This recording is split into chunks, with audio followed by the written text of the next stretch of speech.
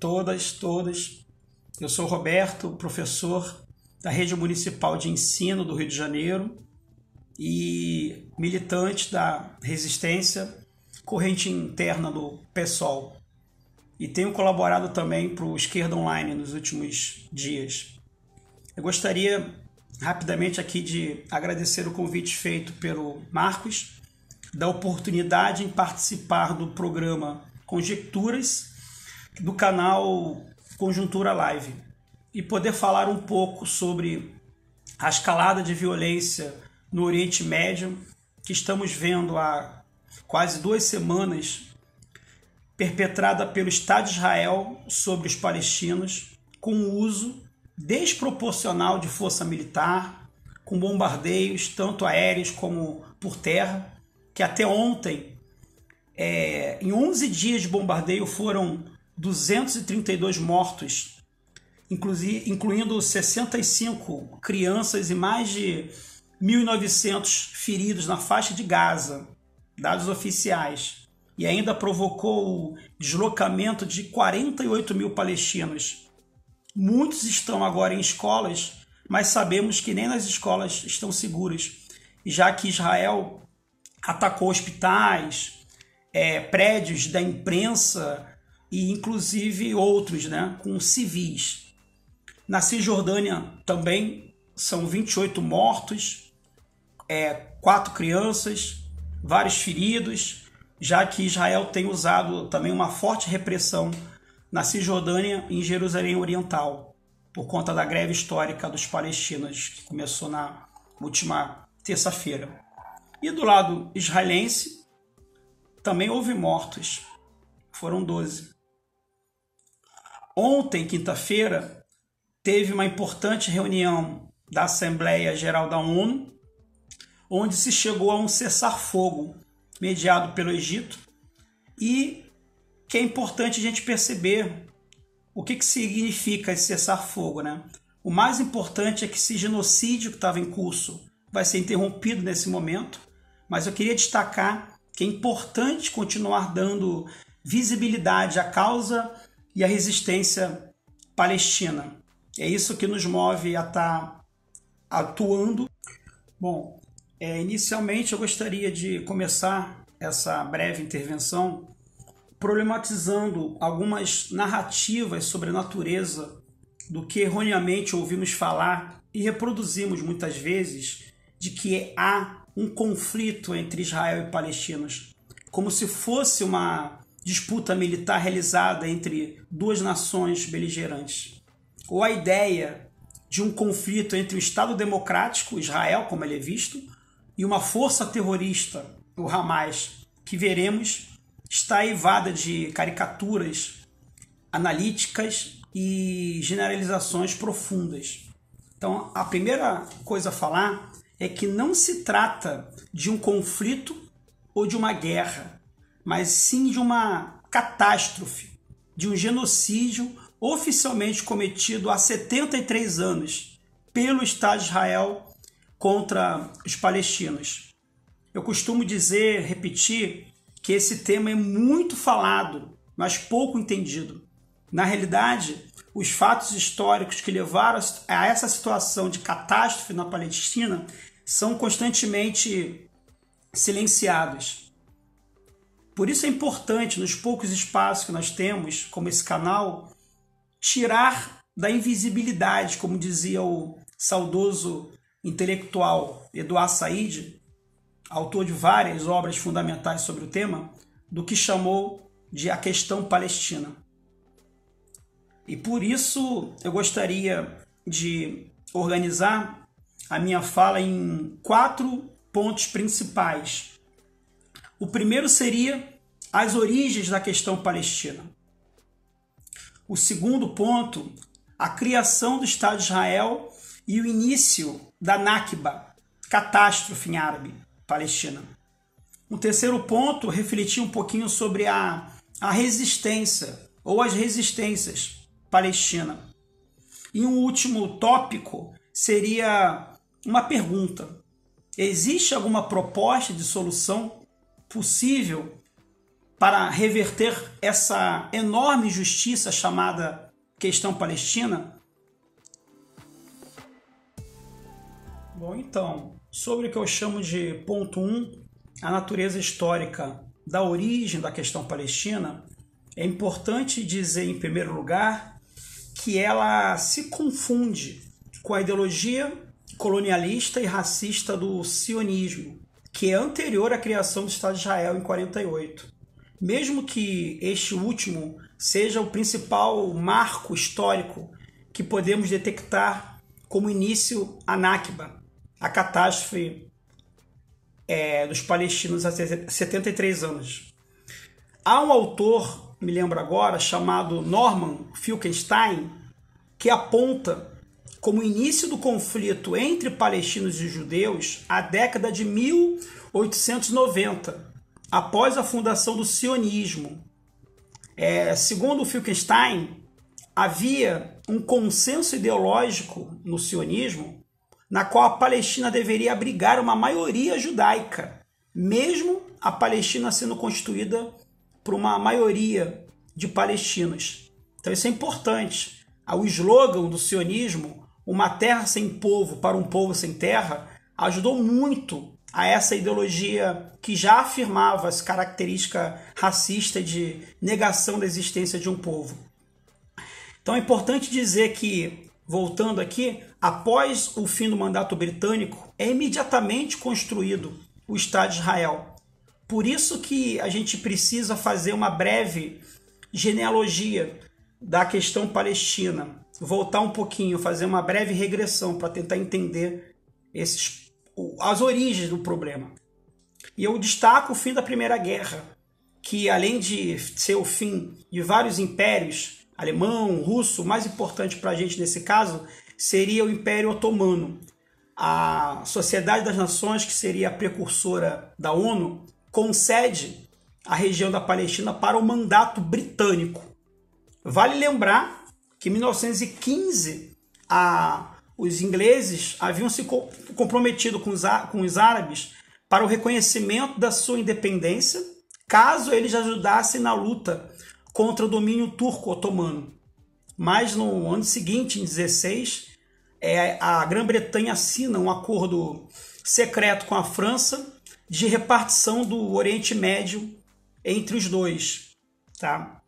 Sobre esse processo tem um filme interessante, né? Bem conhecido talvez, chamado Lawrence da Arábia, que conta a história de um oficial britânico e sua ligação com a revolta árabe contra o domínio turco-otomano, mas que depois da guerra ele se decepciona com as promessas não cumpridas da soberania árabe e a própria fragmentação do território. Né? Depois da Primeira Guerra, houve uma divisão entre mandatos na França e no Reino Unido. A França ficou com Síria e Líbano, enquanto o Reino Unido ficou com Palestina e Mesopotâmia.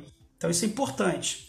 Outro marco importante também nesse processo é novembro de 1917, quando se tem a Declaração Balfour.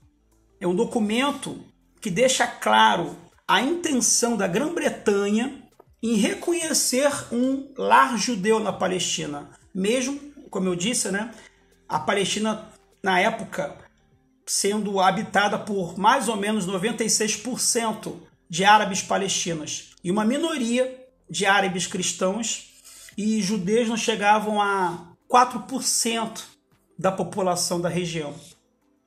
Eu quero dizer com tudo isso que é a partir do domínio britânico e da Declaração Balfour que ocorreu a primeira leva de judeus para a região da Palestina histórica.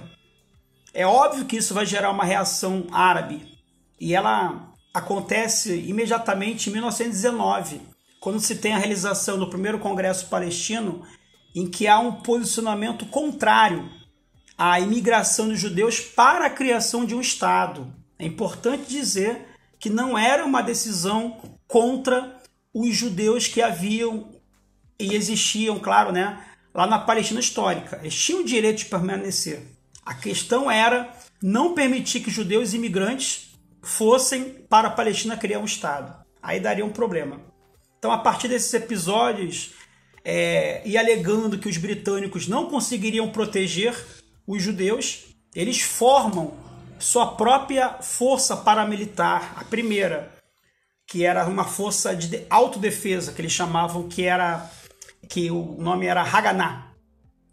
Então, após a década de 20, o Império Britânico ele reconhece entidades judaicas, mas não reconheceu nenhuma das entidades dos árabes palestinos. Então isso vai aumentar as tensões entre os dois grupos, sem dúvida. Inclusive gerando as primeiras rebeliões árabes na década de 20, tá? 23, 26 e 29. Mas, sem dúvida nenhuma, o primeiro marco nacional da resistência palestina é o ano de 1935, quando, depois da morte de um líder árabe, tem-se no início de 1936, a primeira insurreição árabe contra o domínio britânico e contra a imigração judaica que aumentava. No ano seguinte, não, em 36 ainda, me desculpem, há um levantamento popular que vai culminar com uma greve geral. A primeira greve geral, se não me engano, são 6 meses de duração, e que, segundo alguns, essa greve teria sido o principal momento em que os palestinos estiveram mais próximos da sua libertação.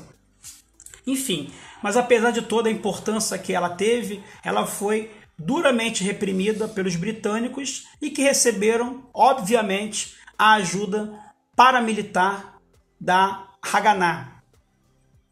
Bom, nesse período, inclusive, esse dado eu tenho, 10% da população adulta masculina foi morta ou exilada. Tá? Está falando de 1936.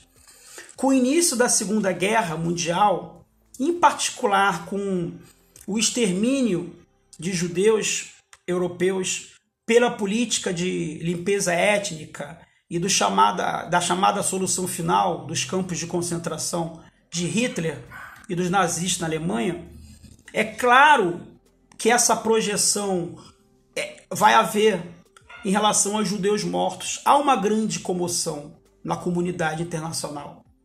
Houve uma tragédia humanitária de 6 milhões de judeus, sem dúvida nenhuma. Mas a discussão de reparação histórica, ela ainda ganharia mais força.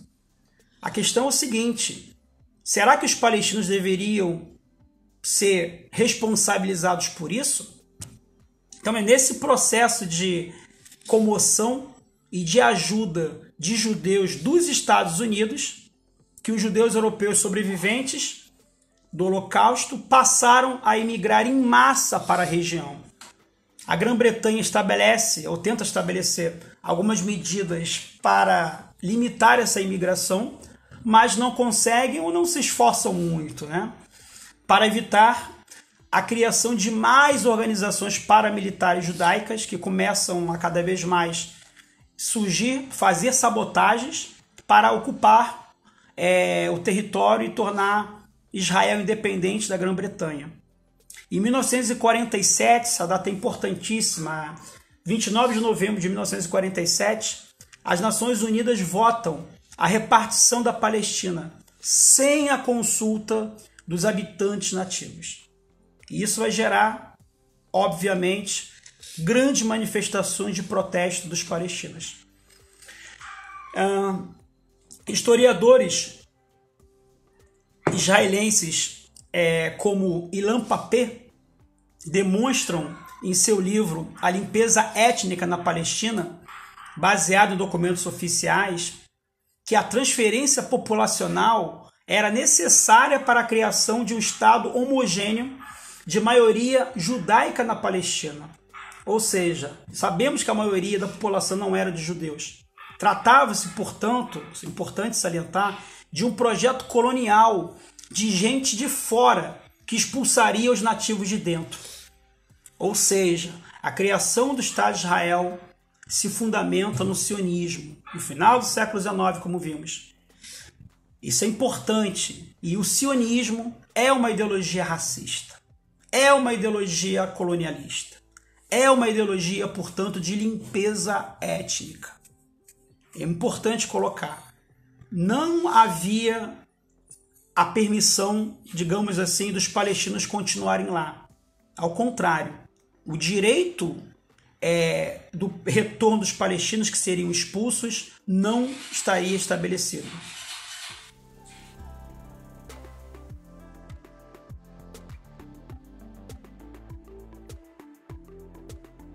Bom, agora eu vou para o ponto 2, que eu chamo a criação do Estado de Israel e a legalização da sionização da Palestina.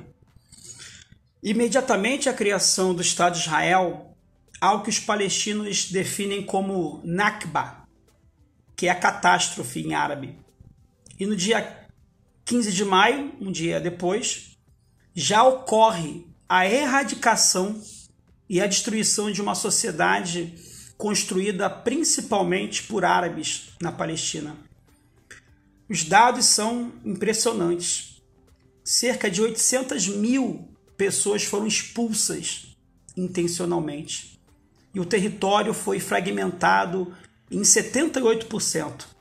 400 aldeias árabes foram destruídas e depois foram repovoadas pelos colonos israelenses. Durante 48, a quase totalidade das terras palestinas, cerca de 94%, foram tomadas militarmente pelo Estado de Israel. O que significou para os árabes apenas 20%. No final de 48, os árabes palestinos foram transformados em minoria em seu próprio território. 2/3 deles se tornaram refugiados, cujos descendentes hoje são cerca de 5,5 a 6 milhões vivendo ou sobrevivendo em campos de refugiados no Líbano, na Síria, na Jordânia, e outras 2 milhões de pessoas estão espalhadas na diáspora palestina, na Europa, na América do Norte e na América do Sul. O Chile, inclusive, é a maior colônia de refugiados palestinos. É, portanto, um problema de luta, de libertação nacional que se coloca em 48 e até hoje. Não é um problema religioso, como muitos dizem. Israel impôs e continua impondo um apartheid social na região. Ser crítico da existência de Israel e de suas políticas impostas 73 anos na Palestina ocupada é ser antissemita? O antissemitismo, o ódio aos judeus, foi desenvolvido na Alemanha nos anos 30. Hitler e o Estado nazista perseguiam os judeus. O Holocausto nazista é uma prova disso. Mas a acusação ser transferida para o pós-48 e nas últimas décadas ter ganhado força como acusação de todos aqueles que são críticos e contrários à ocupação de Israel sobre a Palestina é uma falsidade histórica. É uma arma política muito eficaz naqueles que querem calar as pessoas que se manifestam ou criticam Israel. Os palestinos não são antissemitas. A solidariedade aos palestinos não é antissemita, não é de ódio ao judeu. São sim contrários ao sionismo como ideologia racista, colonialista, que crê na limpeza étnica da Palestina para estabelecer um Estado seguro para os judeus. E por isso não pode permitir o retorno dos refugiados palestinos. E mantém com muita violência, no apartheid social, os palestinos que vivem nos territórios ocupados da Cisjordânia e da faixa de Gaza, a fim de manter o caráter judeu, entenda-se, a supremacia do Estado judeu. Qual é o nome disso? A não ser racismo. Então é importante dizer que é em 1948 que se começa a busca pela autodeterminação dos palestinos. Não é em 67, vou mostrar no mapa depois, que se costuma afirmar que em 67 os palestinos que ficaram sujeitos à ocupação militar israelense como se o problema acontecesse em 67. Não é verdade. O problema, a catástrofe, que hoje, esse ano completou 73 anos, começa com a colonização israelense no território palestino. E isso se materializa desde 48, confisco de territórios, demolição de casas, aprisionamento de sua população, são cerca de quase 5 mil presos políticos, controle das suas fronteiras, dos recursos naturais, a substituição da população nativa palestina pelos chamados assentamentos de colonos, ou seja, uma violação de todas as normas internacionais. E, obviamente, é importante sempre lembrar o apoio do seu principal parceiro, que são os Estados Unidos da América, financiador anual de cerca de 4 a 5 bilhões de dólares, e ajudaram a transformar Israel na maior potência militar da região e a quarta maior potência militar do mundo, com escudo antimíssil, moderníssimos, caças aéreos e mais de 200 ogivas nucleares, são dados. Ou seja, a indústria armamentista israelense é uma das maiores do mundo. Inclusive, o atual governo Bolsonaro tem comprado muitas e muitas armas. Então isso é importante colocar.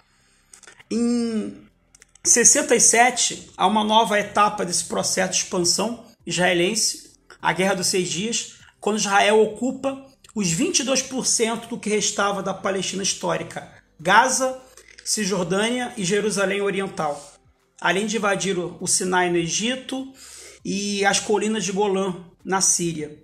Então, a partir de 67, deu-se um segundo êxodo de palestinos que são expulsos de seus lares, mais ou menos 400 mil palestinos.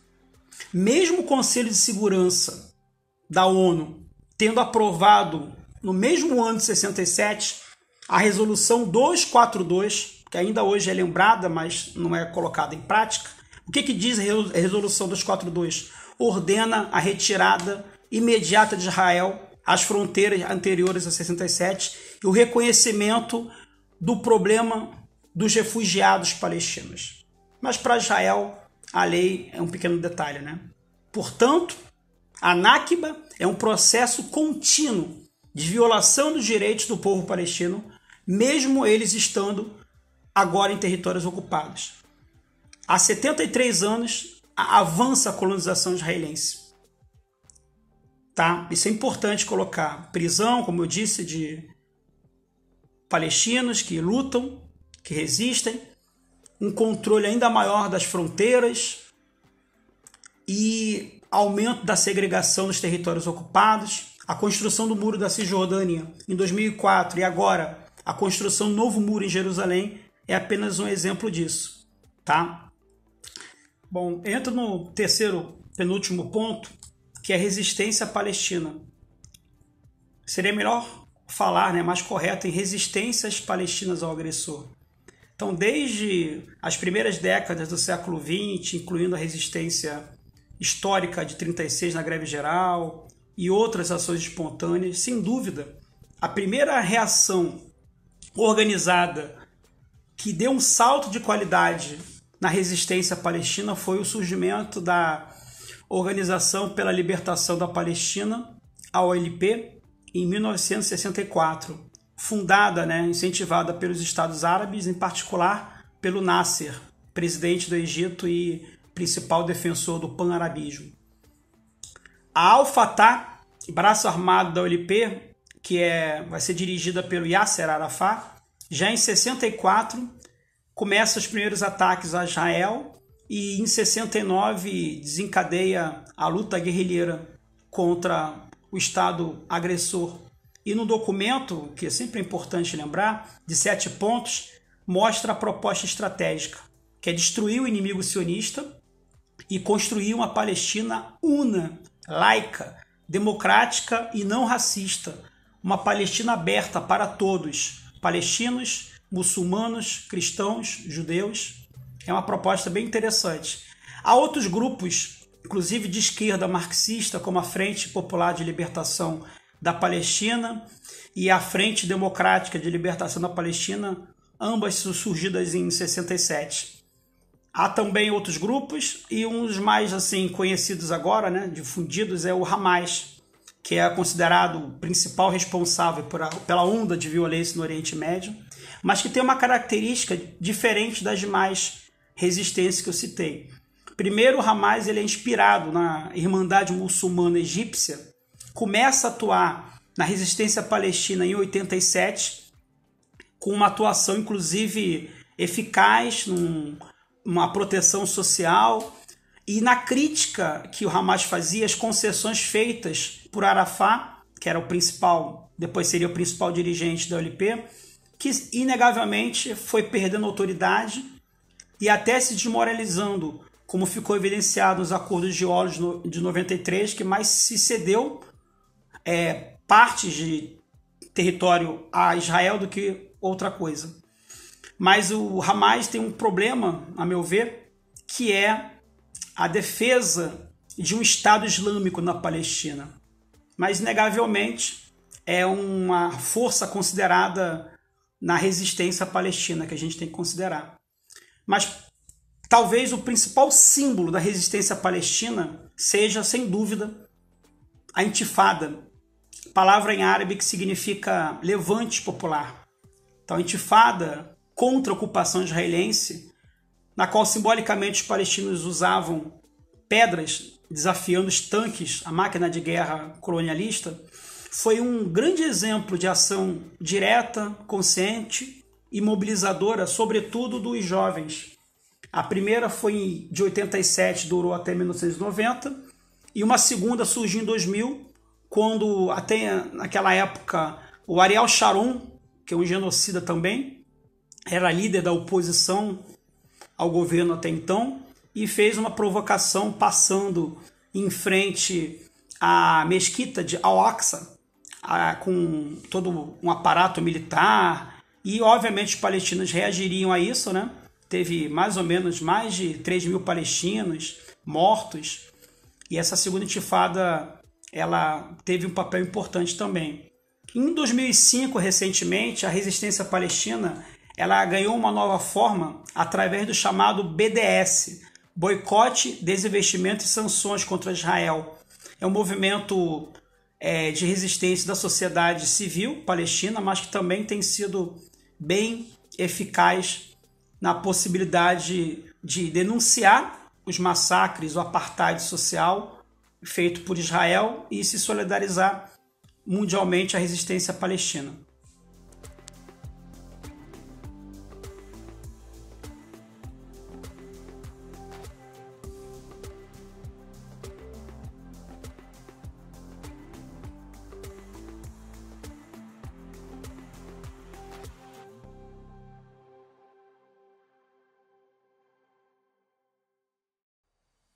Bom, por último, o quarto ponto, que na realidade é uma pergunta.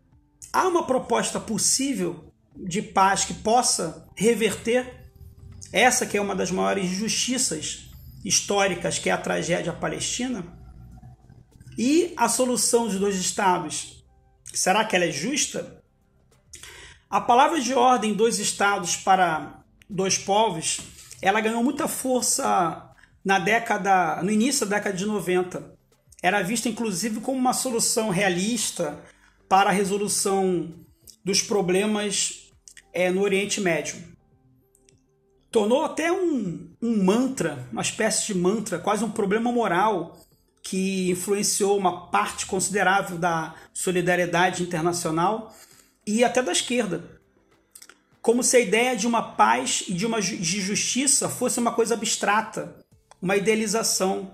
Mas sabemos que os acordos de Oslo foi sepultada essa ideia. Não se garantiu uma proposta de Estado soberano. Ao contrário, Israel aumentou sua colonização na Cisjordânia, dividindo em pequenos territórios, enfim.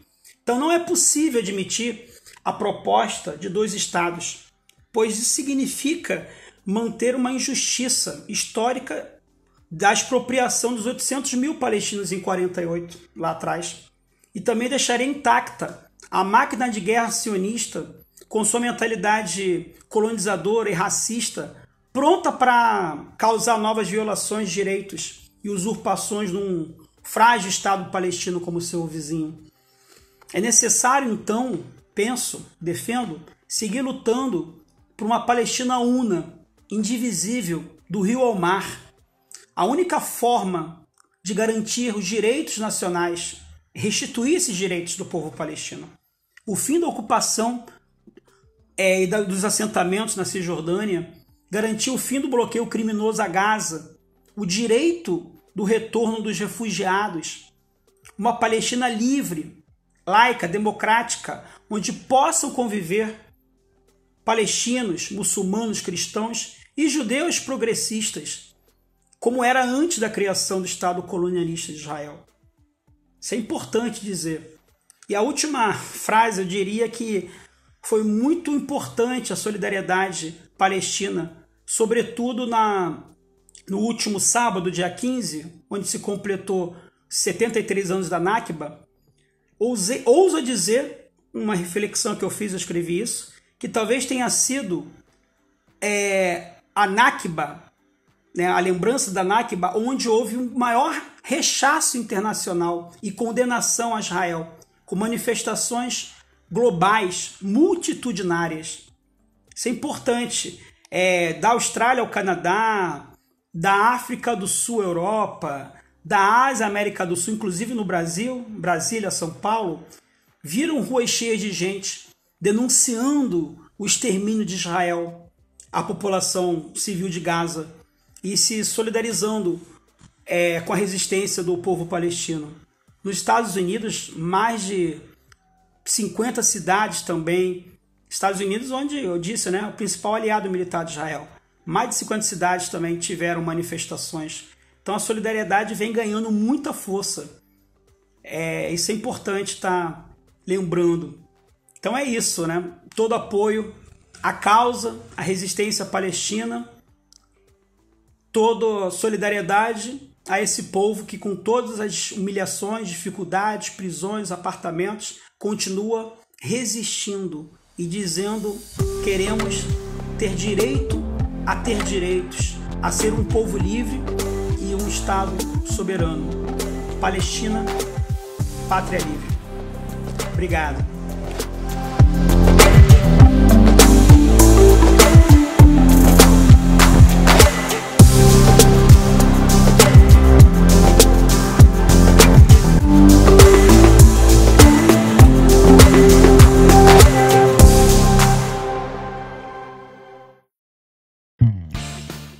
Obrigado. Conjuntura Live nas ruas e nas redes. Se inscreva no canal, acione o sino para receber as nossas notificações e dê um like no vídeo. Só a luta muda a vida.